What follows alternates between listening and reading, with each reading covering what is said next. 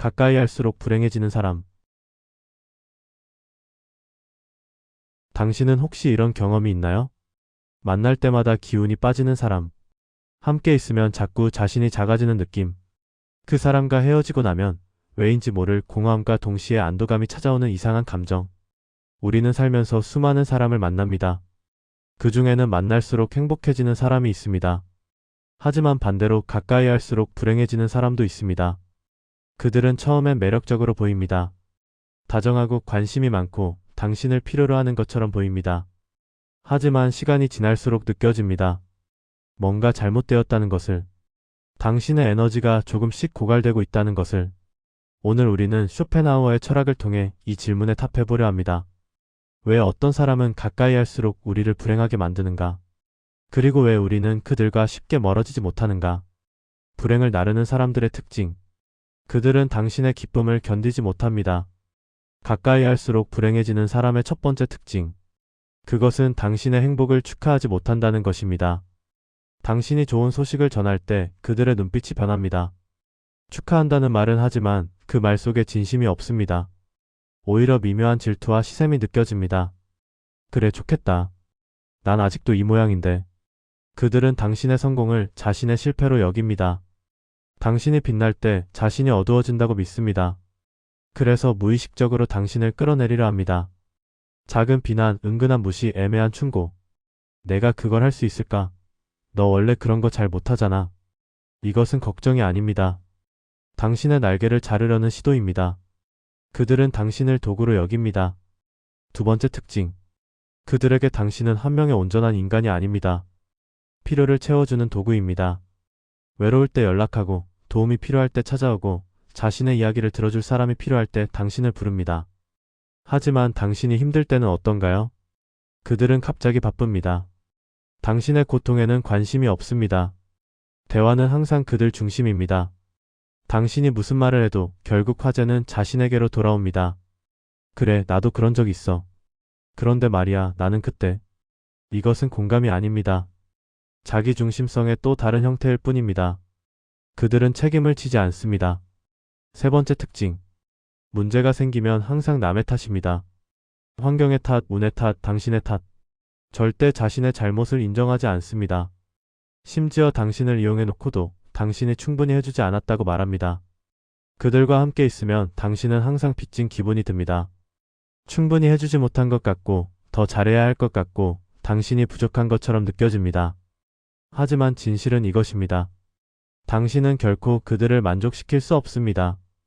왜냐하면 그들 스스로도 자신을 만족시키지 못하기 때문입니다. 당신은 지금 어떤 사람을 떠올리고 있나요? 왜 우리는 그들과 멀어지지 못하는가? 집착이라는 이름의 감옥. 우리는 알고 있습니다. 이 관계가 나를 아프게 한다는 것을. 그런데도 떠나지 못합니다. 왜일까요? 쇼펜하우어는 말했습니다. 인간은 욕망의 노예다. 우리가 독이 되는 관계에서 벗어나지 못하는 이유는 집착 때문입니다. 그 사람이 좋아서가 아닙니다. 그 사람 없이는 견딜 수 없을 것 같은 두려움 때문입니다.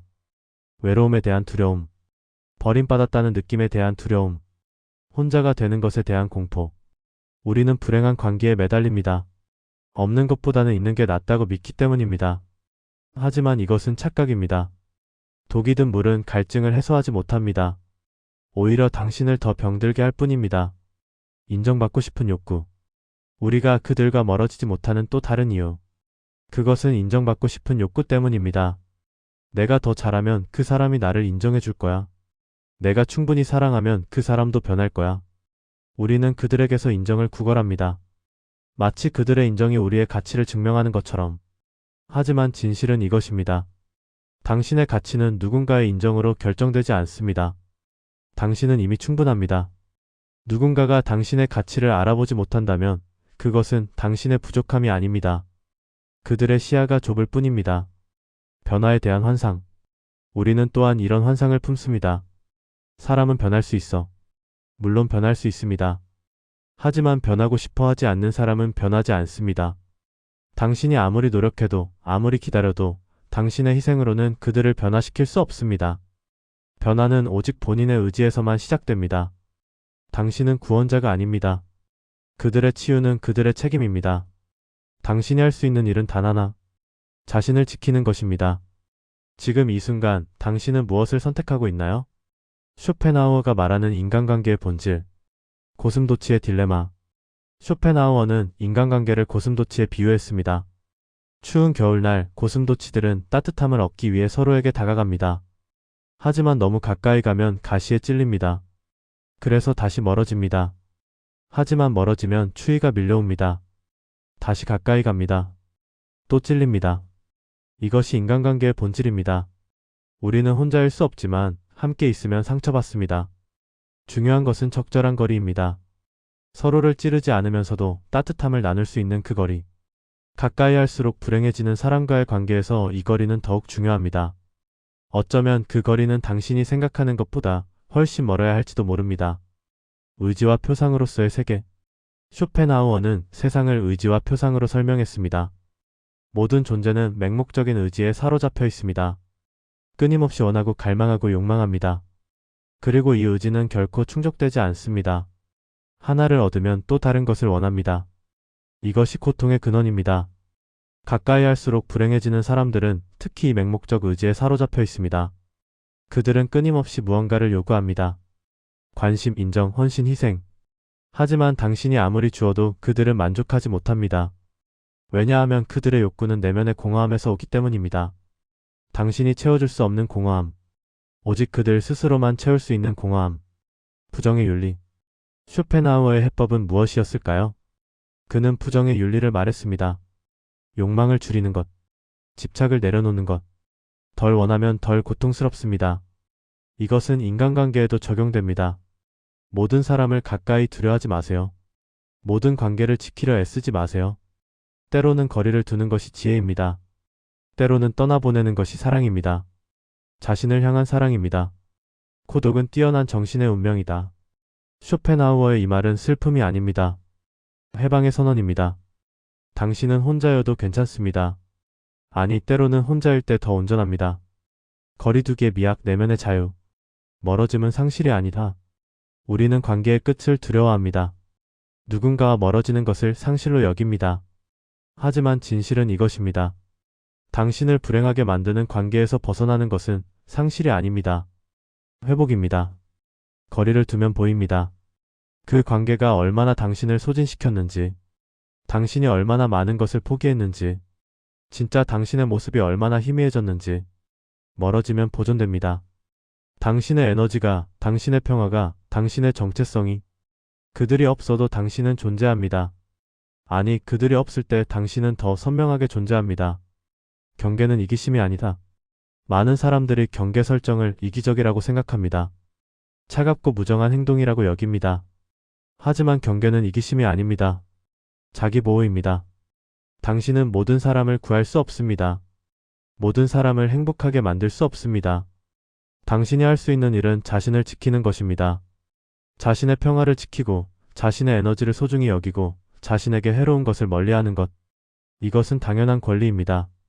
누구도 당신에게 희생을 강요할 수 없습니다. 친절은 자신을 파괴하는 대가로 이루어져서는 안 된다. 이것을 기억하세요. 고독 속에서 찾는 자유. 쇼펜하우어는 말했습니다. 사람은 혼자 있을 때 비로소 자기 자신이 된다. 가까이 할수록 불행해지는 사람과 거리를 두었을 때 당신은 처음엔 외로울 것입니다. 빈자리가 크게 느껴질 것입니다. 하지만 시간이 지나면 알게 됩니다. 그 빈자리는 사실 공간이었다는 것을. 당신이 숨 쉴 수 있는 공간. 당신이 자라날 수 있는 공간. 당신이 진짜 당신으로 존재할 수 있는 공간. 고독은 외로움이 아닙니다. 고독은 자유입니다. 누군가의 요구에서, 누군가의 판단에서, 누군가의 독에서 자유로워지는 것. 그리고 그 자유 속에서 당신은 비로소 내면의 평화를 발견합니다. 당신이 선택할 수 있는 것. 오늘 우리는 함께 물었습니다. 왜 어떤 사람은 가까이 할수록 불행을 가져오는가? 그리고 왜 우리는 그들과 쉽게 멀어지지 못하는가? 이제 당신은 알고 있습니다. 그들의 독이 무엇인지, 당신의 집착이 어디서 오는지, 그리고 거리두기가 왜 필요한지. 선택은 언제나 당신의 몫입니다. 그 관계를 유지할 것인가, 거리를 둘 것인가, 계속 고통받을 것인가, 자유를 선택할 것인가. 어떤 선택을 하든 그것은 존중받아야 합니다. 하지만 이것만은 기억하세요. 당신은 누구의 희생양도 아닙니다. 당신은 소중한 존재입니다.